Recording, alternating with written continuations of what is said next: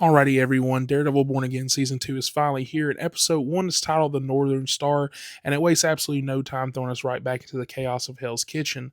This premiere sets the tone pretty much immediately. New York is slipping deeper into authoritarian control. Wilson Fisk is tightening his grip on the city, and vigilantes are now public enemy number one. But the biggest takeaway from this episode is that the war for New York has officially begun. So let's break down everything that happens in Season 2 premiere, from Daredevil's attack on Fisk's cargo ship to the launch of the superhero trials and that shocking final moment involving Bullseye. Let's get into the full recap. This episode opens up with a bang. We see Daredevil infiltrating a cargo ship called the Northern Star, which is connected to Wilson Fisk's controversial Freeport operation. Right away, the show establishes that this isn't just another smuggling job. This ship is transporting military-grade weapons, and it's part of a growing criminal network operating under the mayor's protection. What follows is a pretty brutal, classic Daredevil fight sequence. Matt fights his way through the crew in tight corridors and dark hallways, a reminder of how physical and grounded this series still is. But just when it looks like Daredevil might shut down an operation, the crew receives an emergency order.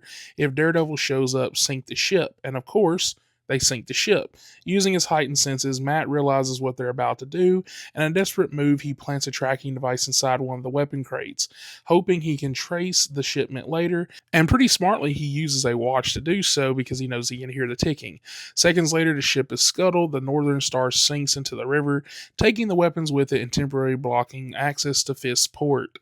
And just like that, the season opens with a major escalation. After the ship sinks, we shift to Wilson Fisk. For the first time in a long time, Kingpin looks genuinely stressed. The cargo and the weapons are now sitting at the bottom of the river, and the situation is becoming a political nightmare. But then things get more interesting. A CIA operative named Mr. Charles, played by Matthew Lillard, arrives, and this moment is pretty huge because it reveals that the federal government has its own interest in Fisk's Freeport operation. This isn't just a local crime problem anymore, this is now national. And the conversation between Fisk and the CIA hints at something much bigger, a more larger conspiracy involving weapons smuggling, political power, and control of the city. Even Kingpin might need allies now. Meanwhile, Fisk administration launches what they call the superhero trials. These legal proceedings are designed to justify the arrest and imprisonment of vigilantes.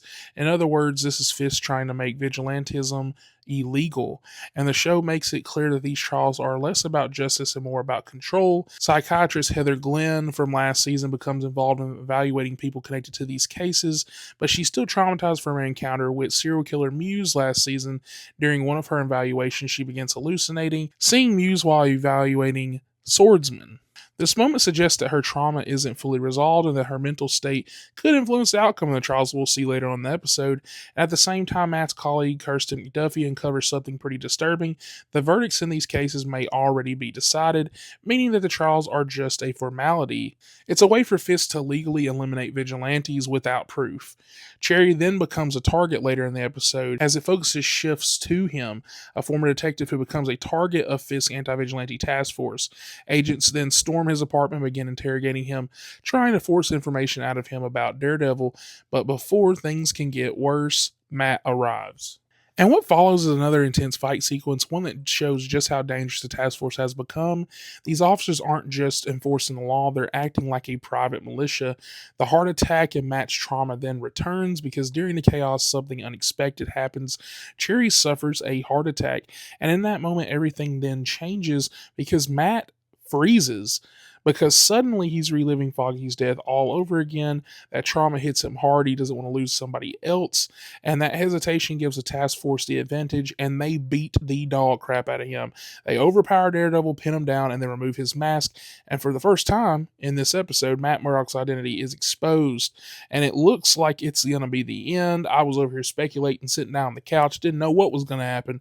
And then that's when we get the situation of gunshots ringing out. One by one, the officers are taken down by a sniper, and then the camera reveals the shooter is Dex, aka Bullseye, because he throws a knife down, and you already knew that's who it was by the perfect shots. The man who killed Foggy Nelson, the man who nearly destroyed Daredevil, has just saved his life, And that knife that flicks into the room and sticks into the wall, carved into the blades, are the words "You're welcome." And the knife bears Bullseye's signature target symbol, confirming that he is back and setting up some things with them potentially working together, which is going to be very strange.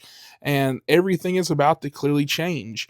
Episode 1 ends with a very clear message that the city is under Fisk's control, vigilantes are being hunted, the legal system is being weaponized, and former enemies may be forced to work together.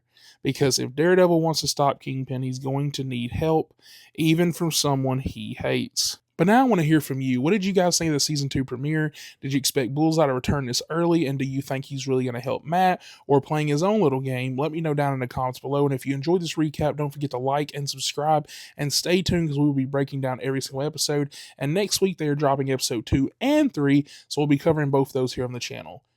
I'll catch you guys on the next one.